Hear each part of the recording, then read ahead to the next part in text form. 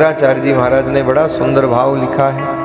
ये जीव 84 लाख योनि के चक्कर में दिन रात भटक रहा है, लेकिन उससे मुक्ति होने का अगर कोई उपाय है तो वो है भगवत प्रसाद, वो है भगवत कथा। क्योंकि ये जीव दिन रात इस चक्र में चल रहा है। पुनरपि जन्मम पुनरपि मरणम पुनरपि जननी जठरे शयनम इह संसारे खल दुस्तारे कृपया वारे पाहि मुरारे भज गोविंदम भज गोविंदम गोविंदम भज मूढ़मते भज गोविंदम भज गोविंदम गोविंदम भज मूढ़मते भज गोविंदम भज गोविंदम गोविंदम भज मूढ़मते भज गोविंदम भज गोविंदम गोविंदम भज मूढ़मते भज गोविंदम मूढ़मते पुनरपि जन्मम पुनरपि मरणम पुनरपि जननी जठरे शयनम। दिन रात जीव इस चक्र में चल रहा है, लेकिन महाराज मुक्त होना है तो भागवत का आश्रय लेना पड़ेगा। भागवत सुनने का सबसे बड़ा फल है जीव जन्म और मरण के चक्र से मुक्त हो जाता है। जो बार बार जन्म लेना और बार बार मरना, इस क्रम में जो जीव बंधा हुआ है। तो आपसे पूछे कि महाराज, कोई पूछे कि भागवत क्या करती है, तो एक पंक्ति में उत्तर देना कि भागवत बार बार मरने से बचा देती है। एक बार तो मरना ही है, क्योंकि आया है सो जाएगा राजा रंक फकीर। जो संसार में आया है उसको जाना निश्चित है। जैसे आप लोग यात्रा करते हो तो रिटर्न रिजर्वेशन के साथ करते हो, ऐसे ही भगवान ने भी रिटर्न रिजर्वेशन कंफर्म करके भेजा है।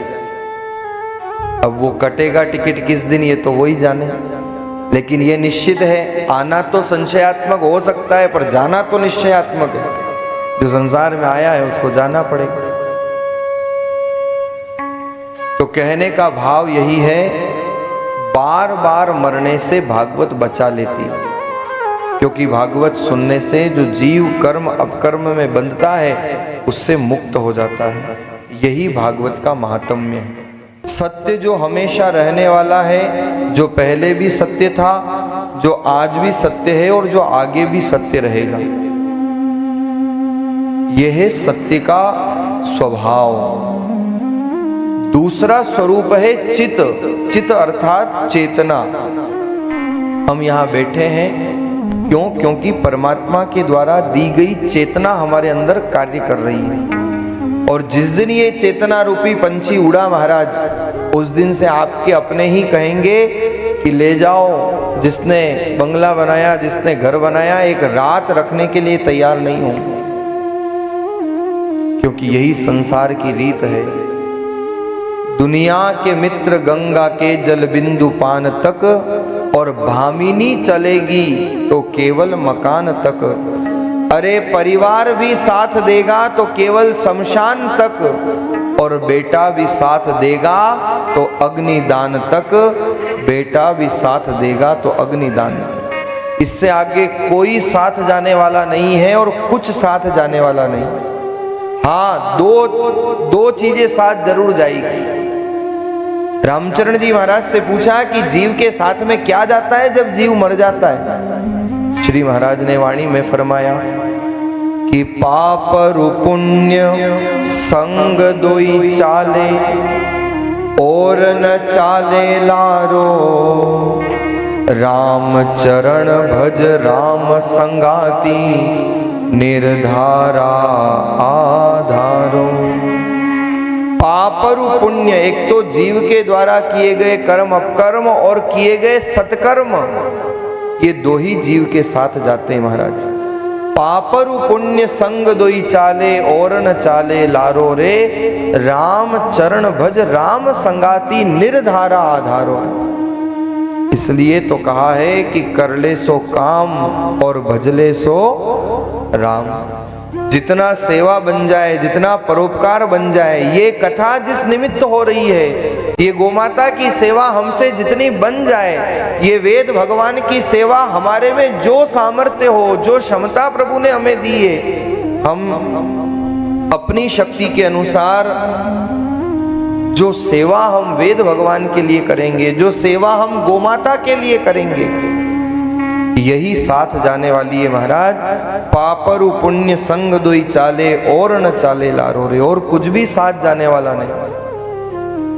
और ये शक्ति है चित्त शक्ति, इसलिए इसे भगवान का स्वरूप कहा है। कहते हैं ना परमात्मा आत्मा एक ही है, क्योंकि उस परमात्मा तत्व का ही अंश है आत्मा। और जब तक आत्मा है, जब तक चेतना है, तब तक शरीर है। नहीं तो महाराज 4 दिनों की प्रीत जगत में 4 दिनों के नाते हैं, पलकों के पर्दे पड़ते ही सब नाते मिट जाते हैं।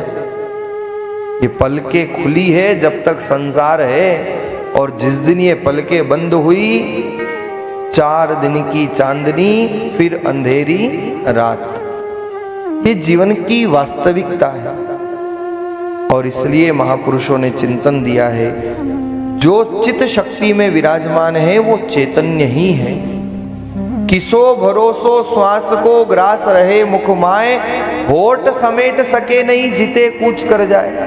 स्वामी रामचरण जी महाराज वाणी में फरमाते हैं, जब तक श्वास है तब तक जीवन है, लेकिन श्वास का क्या भरोसा।